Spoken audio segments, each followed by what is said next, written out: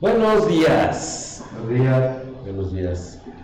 Ahorita sí nos dejaron a Raúl y a mí solitos, quién sabe por qué, pero ahí viene Memo. Ok, vamos a continuar con el estudio. Es ambicioso mi plan, pero pienso terminarlo hoy. Entonces a ver si puedo alcanzar mi plan. Ok, vamos a hacer una oración. Señor, te queremos agradecer por este nuevo día que tú nos permites vivir. Gracias, Señor, por la salud que tú nos das. Gracias también, Señor, por el compañerismo que podemos tener entre los hermanos. Te pedimos de tu bendición para que en este tiempo tu Santo Espíritu pueda edificarnos y que tu palabra sea la que nos lleve a tener metas sublimes. Te agradecemos por este tiempo y te pedimos que lo bendigas en el nombre de tu Hijo Jesucristo. Amén. Ok, estamos viendo el estudio de qué es la iglesia. ¿Sí? Ahí.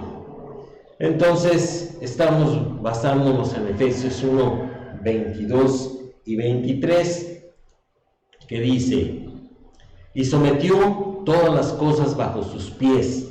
¿Sí? Está hablando de Dios hacia Cristo. Y lo dio por cabeza sobre todas las cosas a la iglesia, la cual es su cuerpo, la plenitud de aquel que todo lo llena en todo. Y entonces aquí nos está diciendo que la cabeza de la iglesia es Cristo, la cual es su cuerpo, y Cristo y la iglesia es la plenitud de la divinidad. Entonces, realmente el papel que tiene la iglesia, la naturaleza que tiene la iglesia es totalmente divina, aunque en la práctica no lo parezca. ¿Okay? Toda asociación humana, más tarde o más temprano, tiene problemas. ¿Por qué? Porque al estar constituida de personas, las personas tenemos una naturaleza pecaminosa que echa a perder las cosas. Muy bien, la vez pasada estuvimos viendo qué era la palabra iglesia en hebreo, en griego, ¿sí? Y estamos ahorita en este punto en el significado de la palabra iglesia. Sí, esto ya lo vimos la vez pasada, entonces lo voy a leer rápidamente. Cuando se usa la misma palabra griega en el Nuevo Testamento, adquiere aspectos más ricos y amplios que en su sentido básico secular. Por ejemplo, las personas mismas, ya sea que estén reunidos o no, son la eclesía. Eso está en griego. No obstante, la palabra como se emplea en el Nuevo Testamento todavía retiene el significado básico de una asamblea. Acuérdense que dijimos que eclesía era una asamblea, sobre todo una asamblea del tipo político, ¿sí? Y en el uso que se le da a esa palabra en el Nuevo Testamento hacia las personas que pertenecen a Cristo, entonces sí, sigue significando asamblea, pero de una manera más amplia, porque es el cuerpo de Cristo y la reunión de los creyentes. Si la palabra iglesia tiene que ver con un grupo reunido, entonces los diferentes usos del concepto del Nuevo Testamento deberían de decirnos: uno, cuál es el carácter o la naturaleza del grupo reunido, y cuál es el propósito y las razones para que esta asamblea particular se congregue. Ejemplo, ¿qué va a pasar el 8 de marzo? Festeja la mujer, ¿no? Es el Día Internacional de la Mujer, que aprovechan para hacer marchas, y algunas mujeres, ¿sí?, para hacer desórdenes, ¿sí? Yo no he ido al Distrito Federal, pero dicen que el Zócalo está blindado, que tienen 7 barreras de vallas para que no se acerquen al Palacio o al Palacio de Gobierno del Distrito Federal, ¿sí?, para que les hagan pintas o rompan algo, etcétera, etcétera. ¿Cuál es el carácter de esa reunión? Manifestarse por los derechos de la mujer. Bueno, Ese es el propósito. El carácter es empoderamiento, unión del género. El carácter es de que las mujeres tengan una voz, ¿sí? O sea, aunque van hombres, sí, lo principal es que las mujeres se están manifestando para expresar su contento o descontento acerca de lo que es ser mujer.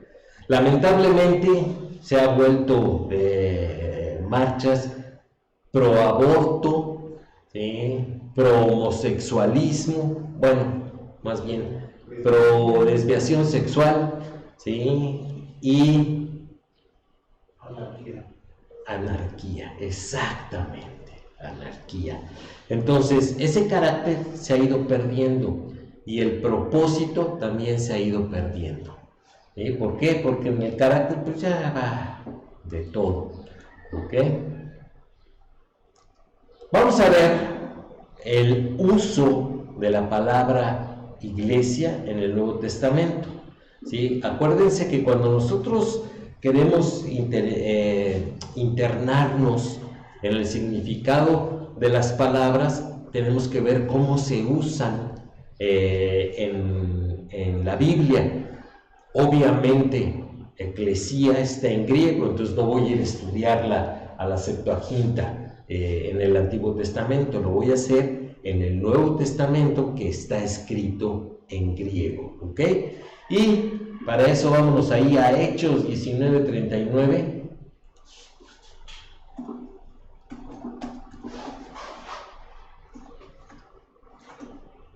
Al 41. Y si demandáis alguna otra cosa, en legítima asamblea se puede decidir, porque peligro hay de que seamos acusados de sedición por esto de hoy, no habiendo ninguna causa por la cual podamos dar razón de este concurso. Y habiendo dicho esto, despidió a la asamblea. Esa asamblea está utilizando la palabra eclesía, ¿ok? Pero ahorita lo vamos a ver con calmita, no me quiero adelantar. Aquí el grupo estaba compuesto de personas paganas, cuya razón para congregarse fue la de ejercer un privilegio político. Eso lo vemos ahí en los versículos 23 al 27. Hubo por aquel tiempo un disturbio no pequeño acerca del camino, ¿sí? Lucas utilizaba mucho este tipo de redacción, no pequeño, significando grande, o sea, un disturbio, o sea, bueno. Dice, porque un platero llamado Demetrio, que hacía de plata templecillos de Diana, daba no poca ganancia a los artífices, a los cuales, reunidos con los obreros del mismo oficio, dijo, varones, sabéis que de este oficio obtenemos nuestra riqueza. Entonces ya desde aquel entonces la venta de artículos religiosos dejaba buen billete. Dice el 26, pero veis y oís que este Pablo, no solamente en Éfeso, sino en casi toda Asia, ha apartado a muchas gentes con persuasión, diciendo que no son dioses los que se hacen con las manos. Y fíjense, aquí vamos a hacer un énfasis en el alcance. ¿Cuál era el alcance que había en lo que está? Es que todavía no acabo de leer, ¿sí? Ya me fui con la finta, ya me interrumpí, perdí la... ¿Cuál es el alcance? Ah, sí, ¿cuál es el alcance? ¿Sí? Dice, no solamente en Éfeso, o sea, ¿dónde estaba ocurriendo el disturbio? En Éfeso, ¿ok? Dice, sino en toda Asia, ¿ok? Entonces, ya el ministerio de Pablo ya era amplio, conocido y estaba causando un impacto en ese momento, ¿ok? Que es finalmente lo que el Señor espera de los suyos, ¿sí? Que tengamos un ministerio amplio, efectivo y productivo, ¿sí? El no tener un ministerio así nos tendría que hacer reflexionar acerca de que algo no está sucediendo correctamente. Dice el 27, y no solamente hay peligro de que nuestro negocio venga a desacreditarse, sino también que el templo de la gran diosa Diana sea estimado en nada y comience a ser destruida la majestad de aquella a quien venera toda Asia y el mundo entero. ¿Sí?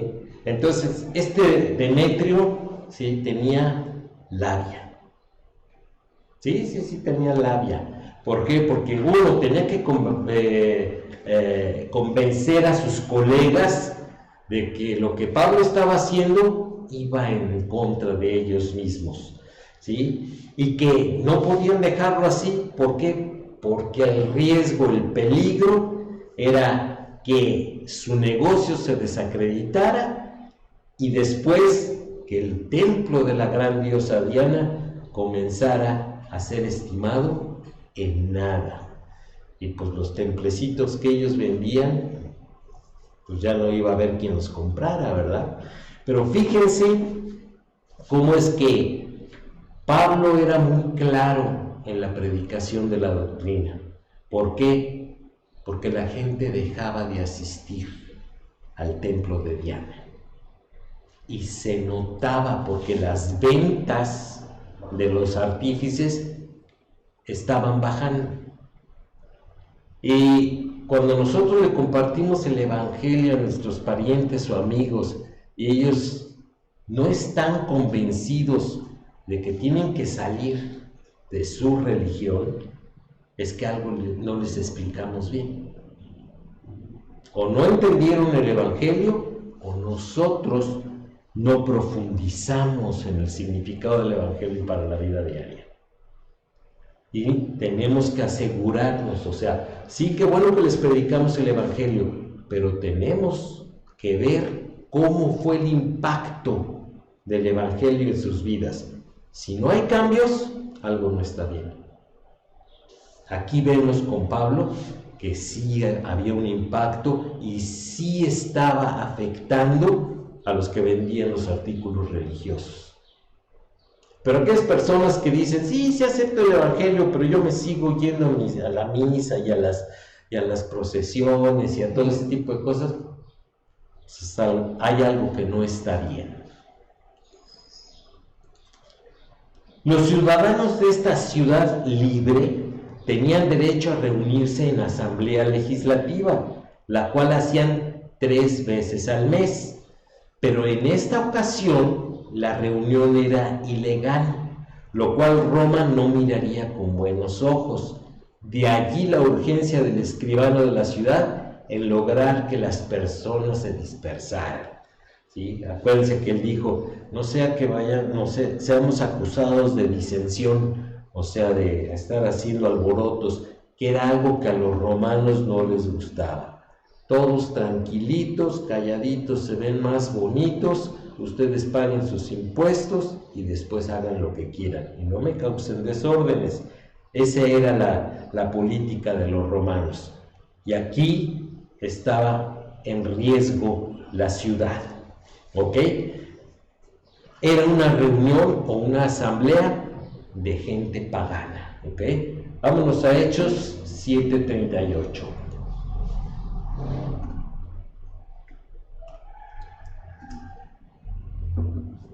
Este es aquel Moisés que estuvo en la congregación en el desierto, con el ángel que le hablaba en el monte Sinaí, y con nuestros padres, y que recibió palabras de vida que darnos.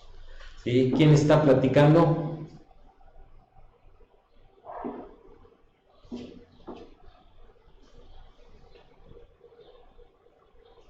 El buen Esteban. Sí, estaba ahí, lo tenían delante del Sanedrín, ¿sí? Porque querían deshacerse de él, y él empezó a hacer ¿cómo llamaríamos? Una plática extensa de la historia de Israel. Y en este punto está hablando del encuentro de Israel con el Señor en el monte Sinaí. Entonces ahí la reunión, ¿sí? Como vamos a ver ahorita en el estudio, era de israelitas. Aquí el grupo se componía de israelitas reunidos para recibir la ley de Dios por medio de Moisés. El carácter de este grupo era mixto en cuanto a lo espiritual. Algunos individualmente tenían la relación correcta con Dios, pero no todos. Acuérdense que esta multitud mixta que salió de Egipto eran israelitas, creyentes y no creyentes, y esclavos que aprovecharon para salir de la esclavitud en Egipto, esclavos que eran idólatras, paganos, y todos esos estaban ahí al pie del monte Sinaí. Por supuesto, todos estaban relacionados con él en el sentido de que Dios había escogido a la nación, pero esto de por sí no garantizaba la salvación espiritual de cada persona. Como le dijo el papá de Corrie ten Boom cuando era chiquita, no porque un ratón viva en una caja de galletas se va a convertir en galleta. ¿Ok? Entonces, no porque los paganos salieron con los israelitas, ¿sí?, iban a tener una relación con Dios, tenían que ejercer la fe. Este llamado nacional fue la razón o el propósito para la reunión al pie del monte Sinaí. Vamos a ir a Efesios 1, 22 y 23.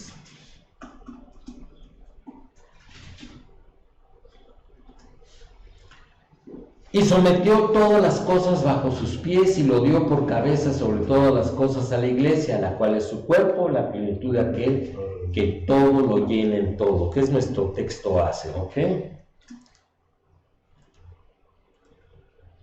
Aquí la asamblea es la iglesia, la cual es el cuerpo de Cristo. El carácter de este grupo es 100% regenerado. Y la razón de su existencia es el ministerio bautismal del Espíritu Santo, que coloca en este cuerpo de Cristo a los que creen. Vamos a ver qué dice 1 Corintios 12 y 13. Más bien 12, 13, ese es el texto.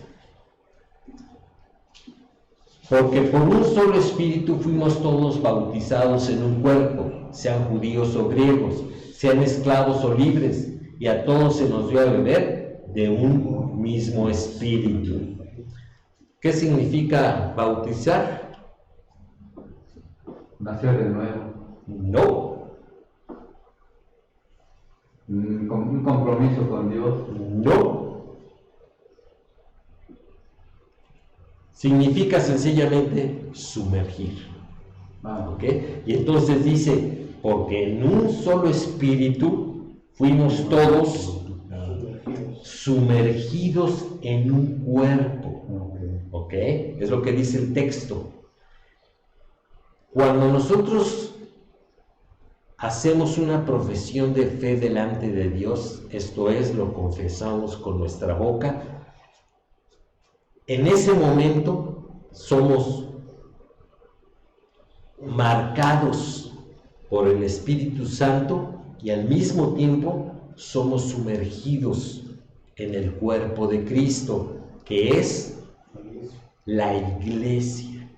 Entonces, antes vivíamos de una manera individual, totalmente autónomos, pero cuando somos bautizados por el Espíritu Santo, esto es, formamos parte, más bien el Espíritu forma parte de nosotros, nosotros formamos parte de la iglesia, que es el cuerpo de Cristo. Entonces, esto no se ve, ¿ok? Acuérdense que el bautismo en agua tiene otro significado, pero el bautismo espiritual es este. Ahora, el bautismo en agua no salva. El que salva es el bautismo hecho por el Espíritu Santo en el momento en que nosotros le entregamos nuestra vida a Jesucristo. Yo puedo entregarme a Jesucristo por medio de la fe y no bautizarme, y aún así me voy al cielo. Ni más ni menos, ¿ok? Esto es importante que lo tengamos claro. Vamos a seguir. Para que... Este es uno de los puntos problemáticos con algunos grupos que ponen, mejor dicho, explican el bautismo del Espíritu erróneamente. El bautismo del Espíritu es inmediatamente cuando yo le digo a través de la oración, te pido perdón por mis pecados, te acepto mi corazón como el Señor y Salvador de mi vida, en nombre de Cristo Jesús. Cuando yo digo amén, yo soy bautizado del Espíritu y bautizado del cuerpo de Cristo. No después, como algunos grupos dicen, tienes que ser bautizado del Espíritu para que tengas o para que manifiestes las manifestaciones del Espíritu, ¿no? Sí. Es lo que... Quise hacer esa aclaración porque yo sé que muchos lo escuchan. Bueno, y también sucede lo mismo con los bautistas, por eso se llaman bautistas. ¿Por qué? Porque lo que dicen algunas, ¿cómo le llamas tú? ¿Congregación? No. Sí. ¿Asambleas? ¿O cómo le llamas? Asociaciones, la del norte y la del sur y no sé qué. O sea, ellos dicen, sí, tú recibes a Cristo, sí, y necesitas bautizarte para ser salvo. Y ahí es donde no está funcionando la cosa, ¿sí? O sea, y hay una división aún en la denominación bautista, porque algunos piensan que sí, el bautismo es necesario para la salvación y otros dicen no, es la fe sola, ¿okay? La que tú ejerces, declaras con la boca, ¿ok? Ahora, continuemos. Esta iglesia es universal a todos los creyentes, los que se hallan en todo lugar de la tierra y los que ya están en el cielo. Vamos a ver Hebreos 12:23. Se rocan los doggies. No, es que pasó un ratito y traía un sandero.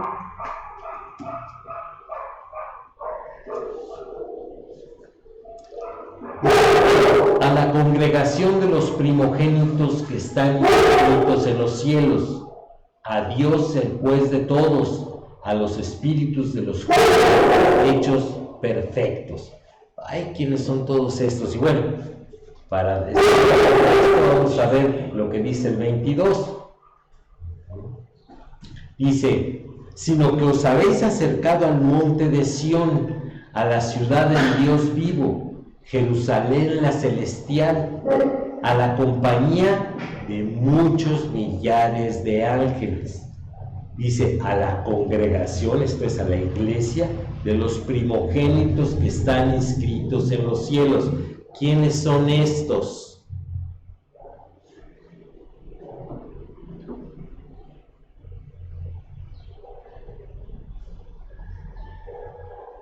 Los primogénitos son los que salieron de Egipto, ¿o qué? Sí, ¿verdad? Como que, ¿quiénes son estos? Bueno, estos que están inscritos en los cielos somos nosotros, ¿ok? Sí, todos los que hemos recibido a Jesucristo como nuestro Salvador, dice, al Dios, el juez de todos, a los espíritus de los justos hechos perfectos. ¿Quiénes son estos?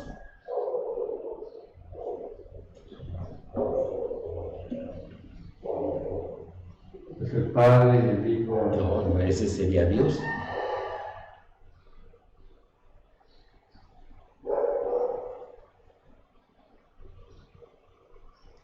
Pues son todos los creyentes del Antiguo Testamento, ¿ok?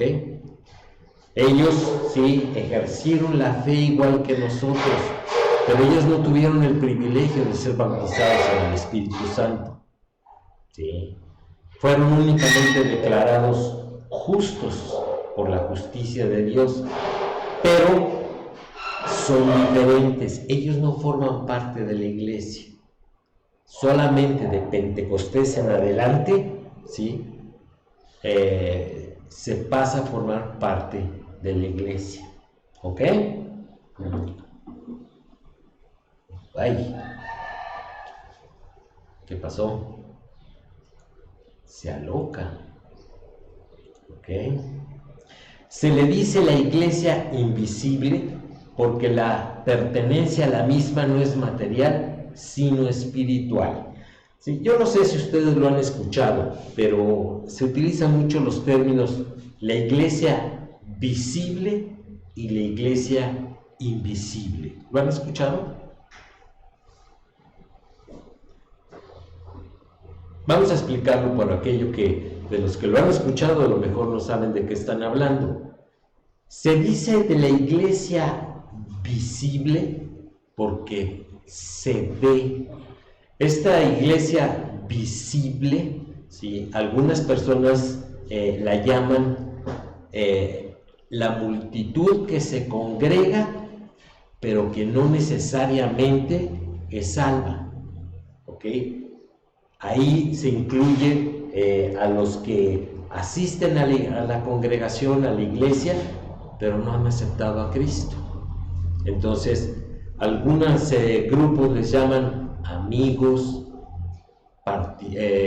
simpatizantes, pero es claro que no son salvos. O sea, les gusta el ambiente cristiano, pero no han aceptado a Jesucristo como su Salvador. Y después están los que verdaderamente han aceptado a Jesucristo como su Salvador. Ellos sí forman parte de la iglesia de Cristo. ¿Ok? Recordemos que en algunos grupos iglesia se refieren al edificio, ¿ok? O a la asociación humana, y pierde el sentido que el Nuevo Testamento enseña. Ahora, la iglesia invisible es únicamente los que son salvos. O sea, nosotros podemos llegar a un grupo y vemos a muchas personas sentadas ahí, pero no podemos saber quiénes son salvos o quiénes no. Eso solamente lo sabe Dios y la persona que entregó su vida a Cristo. Pero para un extraño no tiene manera de saberlo si no es a través del trato. Entonces, cuando nosotros nos empezamos a tratar, pues de inmediato te das cuenta de que a doña Chonita se me hace que todavía anda ahí con sus veladoras y sus rosarios y sus cosas, y doña Petrita pues todavía hace amarres y sus velas negras y no sé qué, te empiezas a dar cuenta, ¿sí? O don Chon, ¿sí? Que llega tambaleándose ahí al servicio, o sea, te das cuenta que no han entendido el Evangelio. Y personas que no llegan en esa situación, no se comportan de esa manera, pero es obvio, ¿sí? Que no descansan en Cristo, ¿sí? Sus afanes, sus angustias las tienen ellos. A lo mejor no han aprendido a confiar o nunca han confiado. Y personas que te das cuenta de inmediato que ellos sí andan con el Señor, ¿ok? Pero por eso se le llama iglesia visible e invisible. La visible son los profesantes y la invisible son los verdaderamente salvos. ¿Ok? ¿Queda clara la diferencia? Bien. Vámonos ahora, vamos a leer de corrido todos estos pasajes porque hablan exactamente de lo mismo. ¿Sí? Vámonos ahí a Romanos 16:5.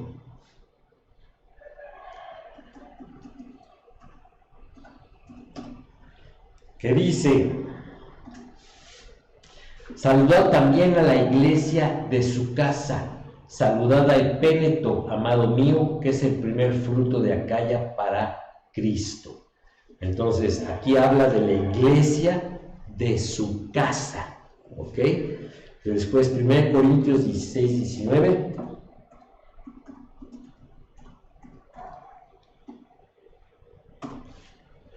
Las iglesias de Asia os saludan, Aquila y Priscila, con la iglesia que está en su casa, os saludan mucho en el Señor. Colosenses 4:15.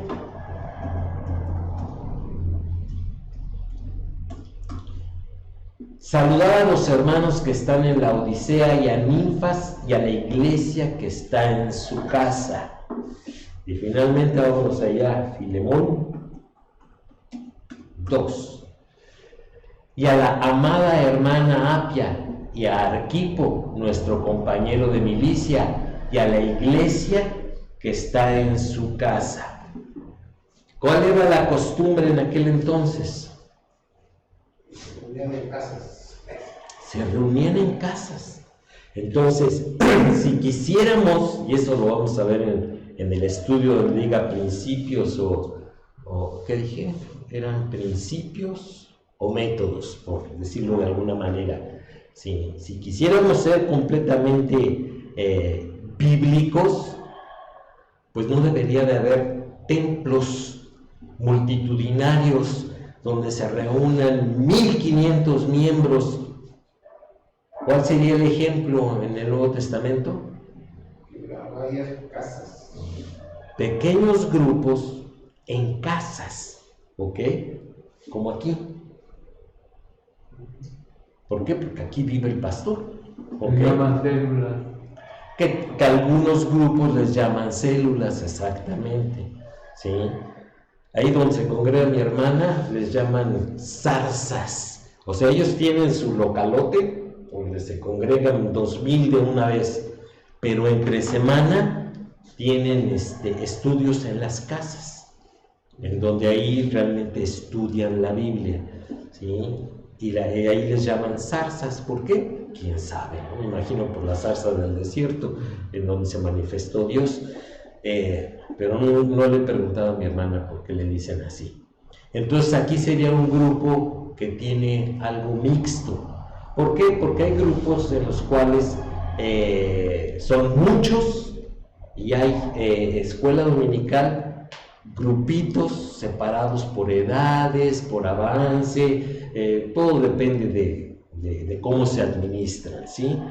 Y hay otros grupos que realmente solamente se reúnen en casas. Allá en la Ciudad de México hay un pastor que se llama Chalo de León. Creo que sí es de León, pero ¿por qué le dicen Chalo? Se debe llamar Gonzalo. Se debe llamar Gonzalo, entonces Gonzalo de León, ¿sí? Ellos se autodenominan la iglesia subterránea. ¿Por qué? Se reúnen puros. ¿Cómo se llama? ¿Están en un sótano? No, porque fíjense que a partir de 1968 que se vino el problema de los estudiantes, hubo un grupito de creyentes que dijeron, ya, llegó la persecución, llegó el tiempo del fin, ¿sí? Vamos a tener que congregarnos de manera subterránea. Esto es, no en grupos grandes, no cantan en sus reuniones y solamente estudian la Biblia en casa, ¿ok? En grupitos de a lo más 6 personas, ¿sí? ¿Por qué? Porque están convencidos de que son la iglesia subterránea.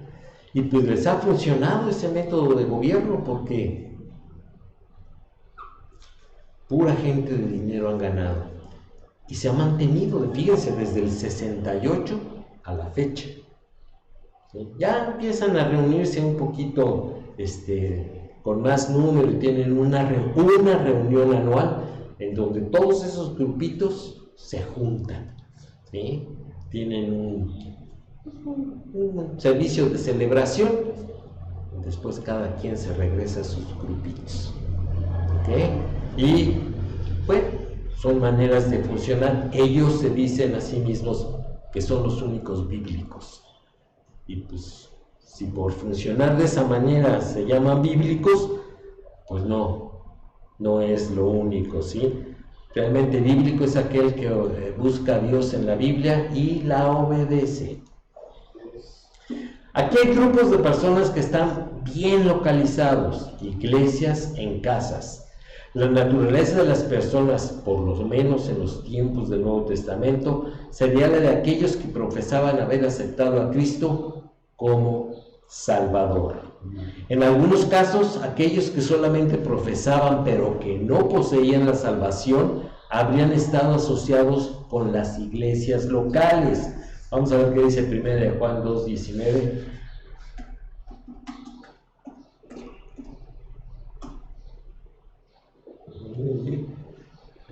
Me jugó las.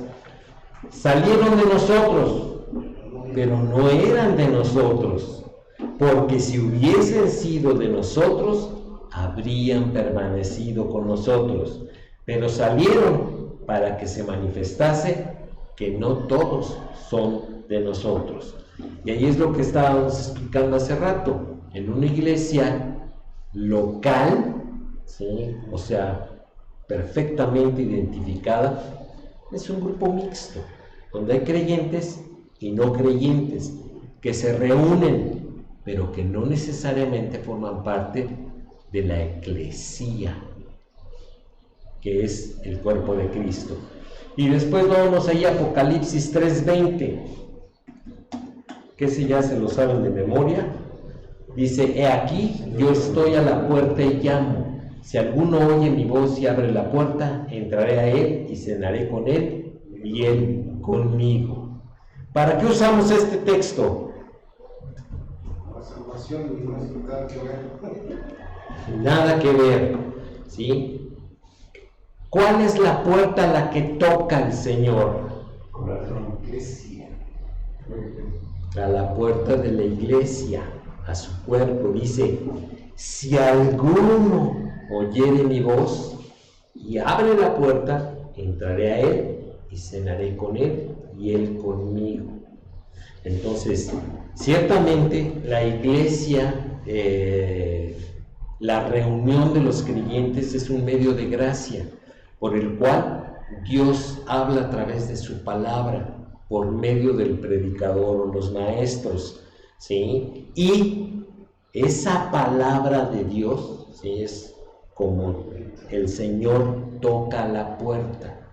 Aquella persona que entiende el llamado de Dios, abre la puerta y entonces el Señor entra a él, ¿sí? Y hay una verdadera comunión.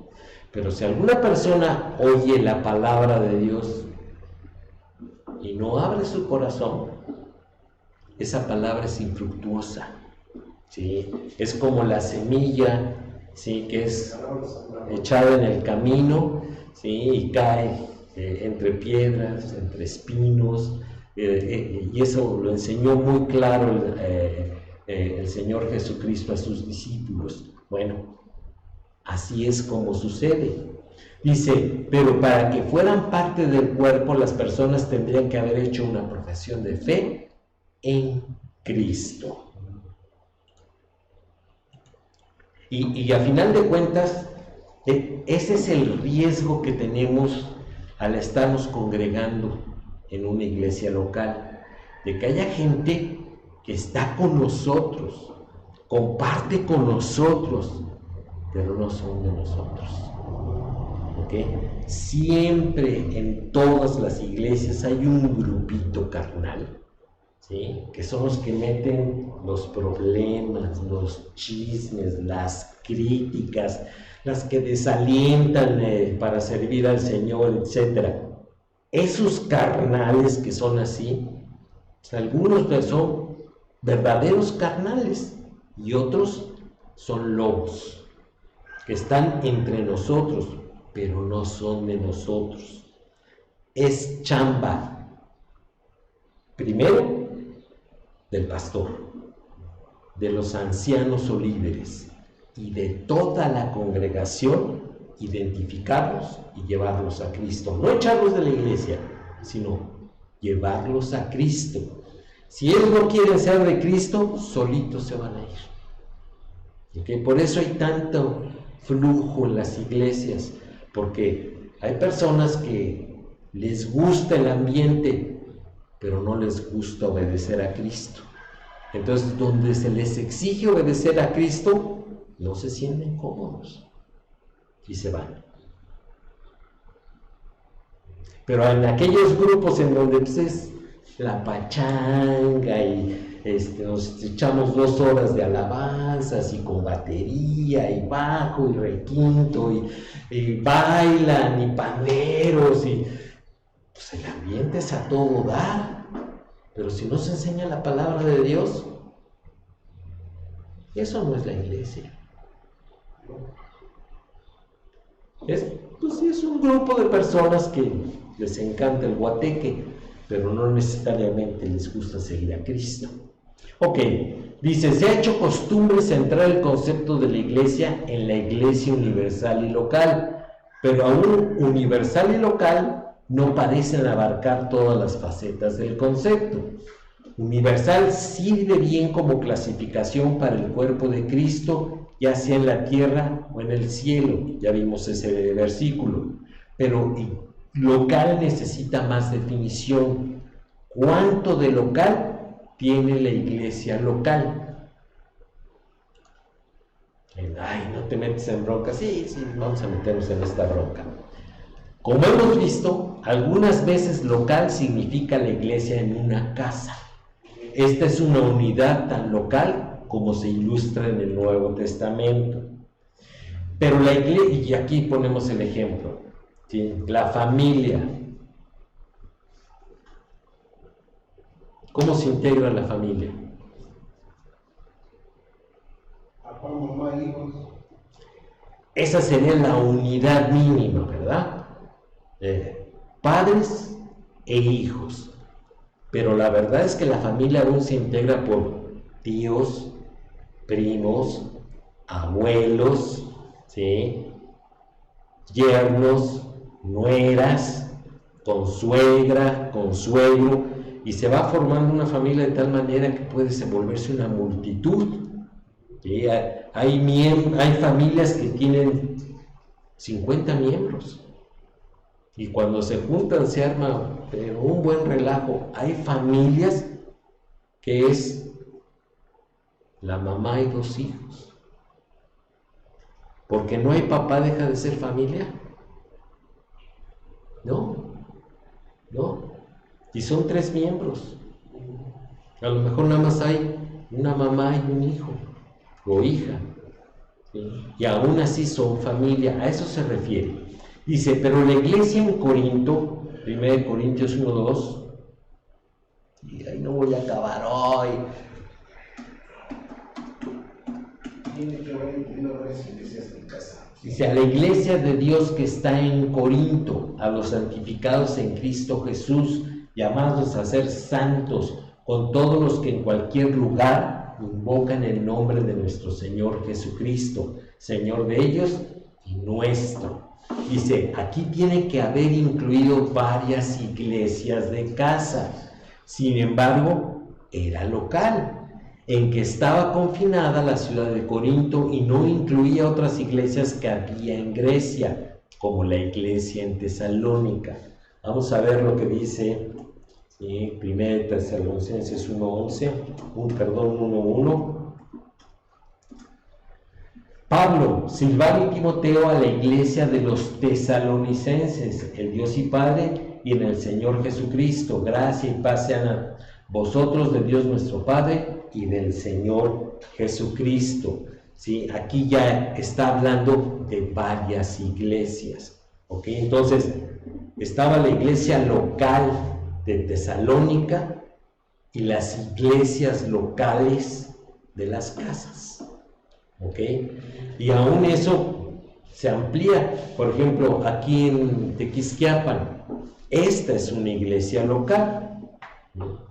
Pero hay otras iglesias de verdaderos creyentes que están también en Tequisquiapan. Y en Tequisquiapan aún hay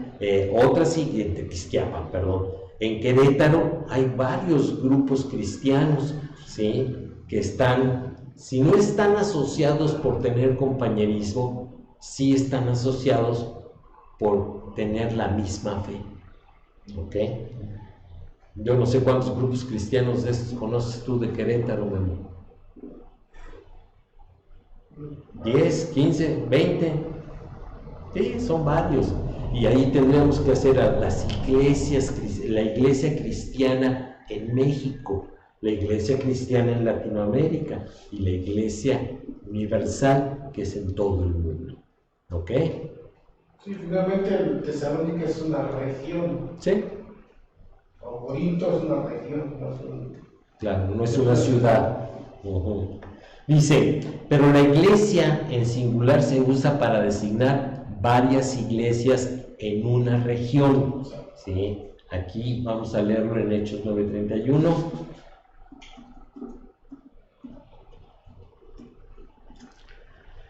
Entonces las iglesias tenían paz por toda Judea, Galilea y Samaria, y eran edificadas andando en el temor del Señor y se acrecentaban fortalecidas por el Espíritu Santo. Dice, aquí la iglesia incluía a grupos por toda Judea, Galilea y Samaria. Cuando Pablo persiguió a la iglesia en los días previos a su conversión, él no se limitó a una iglesia local. Vamos a 1 Corintios 15:9, y ya estoy corriendo porque sí quiero acabar. Porque yo soy el más pequeño de los apóstoles, que no soy digno de ser llamado apóstol, porque perseguí a la iglesia de Dios. Aquí está claramente en singular, ¿sí? Y está hablando de una entidad grupal, ¿sí?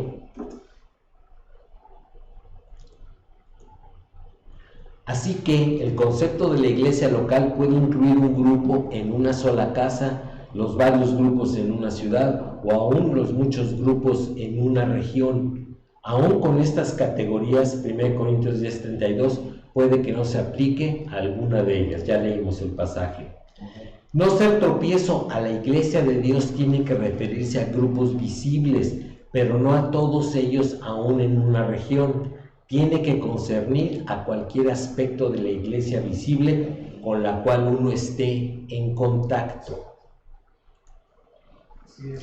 Es evidente que necesitamos más que la acostumbrada doble categorización de la iglesia universal y local. Existen la iglesia universal, todos los creyentes en el cielo y en la tierra; la iglesia visible, iglesias locales en varias áreas, especialmente aquellas que conocemos, ¿sí? La iglesia local, la asamblea particular con la que yo tengo mi relación principal y permanente, que eso es algo de lo que no han entendido algunos creyentes.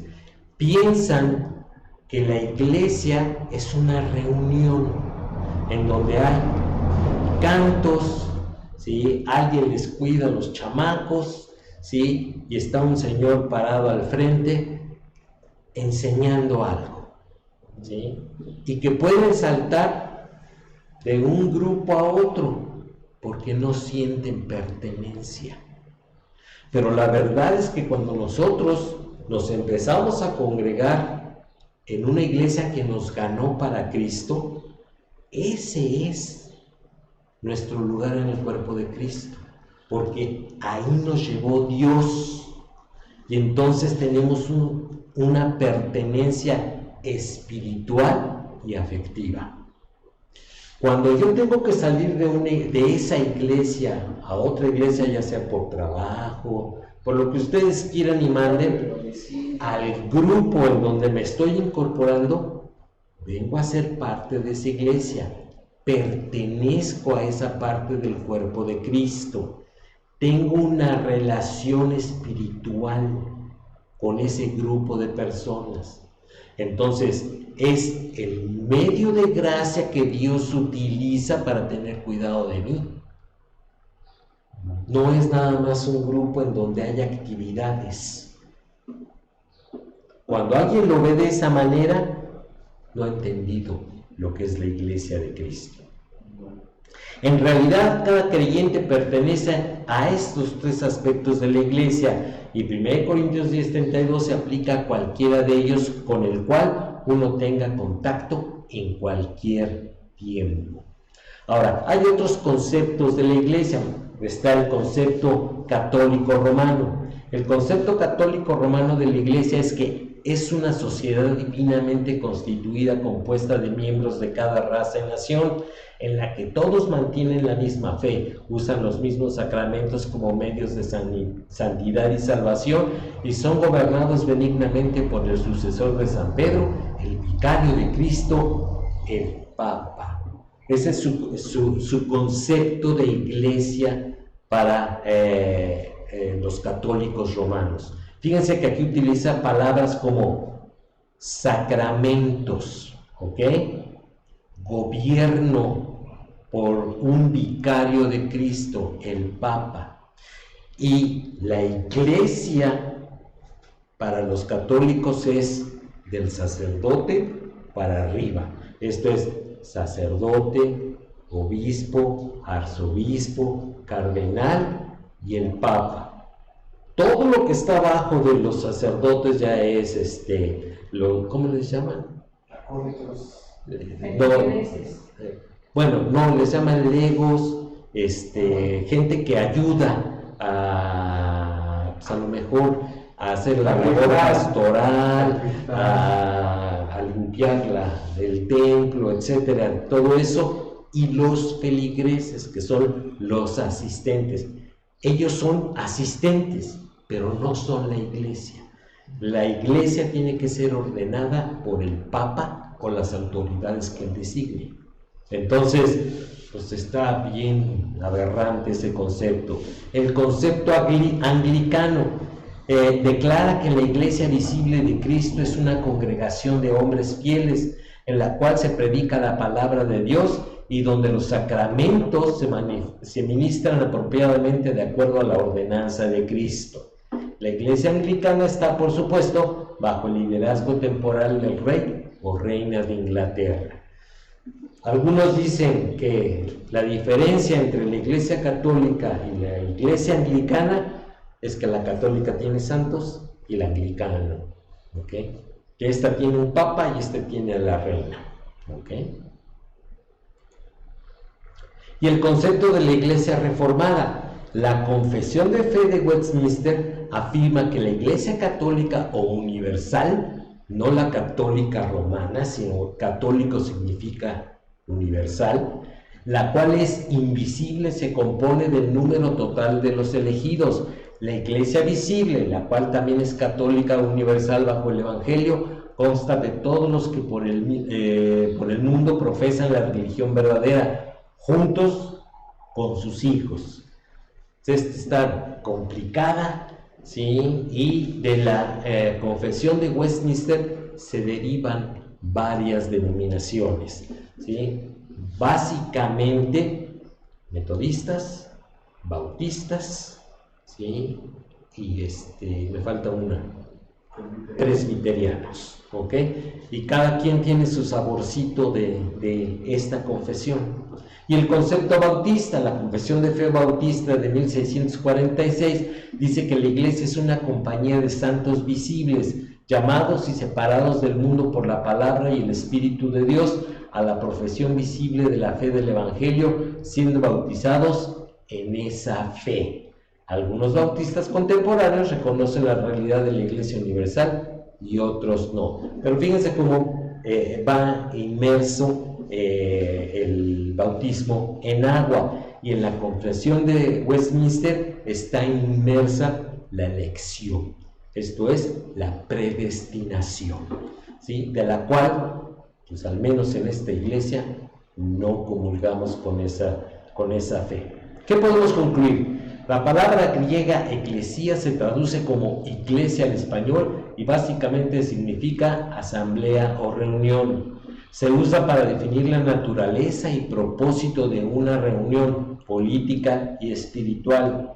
La pertenencia a la eclesía está determinada por la redención del Señor Jesucristo y no solo por una profesión verbal, si bien es importante ante las personas. El Nuevo Testamento se refiere a la iglesia como una asamblea universal o visible o local, este último como un grupo de personas o de otras iglesias en regiones o países. La iglesia es entendida fuera del Nuevo Testamento como una definición teológica de diversos grupos o denominaciones que no permite el cabal entendimiento del significado sustantivo que Dios quiere dar. Y finalmente vamos con dos textos. 1 Corintios 14, 4 al 6. Ahora bien, hay diversidad de dones, pero el Espíritu es el mismo. Y hay diversidad de ministerios, pero el Señor es el mismo. Y hay diversidad de operaciones, pero Dios, que hace todas las cosas en todos, es el mismo. Aquí vemos la operación de la obra de Dios en la iglesia. Y 1 Corintios 3:9, porque nosotros somos colaboradores de Dios y vosotros sois labranza de Dios, edificio de Dios. ¿Qué significa esto? Que nosotros somos las piedras vivas de las que habla el Nuevo Testamento, que está edificando el Señor Jesucristo. ¿Ok? ¿Dudas? ¿No? Ay, qué bien. Ok, vamos a hacer una oración para terminar el tiempo del estudio. Señor, te queremos dar muchas gracias por tu palabra, gracias porque tu voluntad fue edificar una iglesia. Gracias, Señor, porque tenemos el privilegio de pertenecer a una iglesia en la cual tú nos ministras, nos guardas, nos proteges y nos guías. Y te agradecemos mucho, Señor, porque tú la estás edificando y sustentando, y nosotros queremos ser colaboradores tuyos para que esto ocurra. Señor, te queremos pedir porque nos des la sabiduría, la visión para poder hacer tu voluntad en nuestros días. Gracias te damos y te pedimos tu bendición para lo que resta del día, en el nombre de tu Hijo Jesucristo. Amén. Ok, Dios les bendiga. Saludos a los de internet.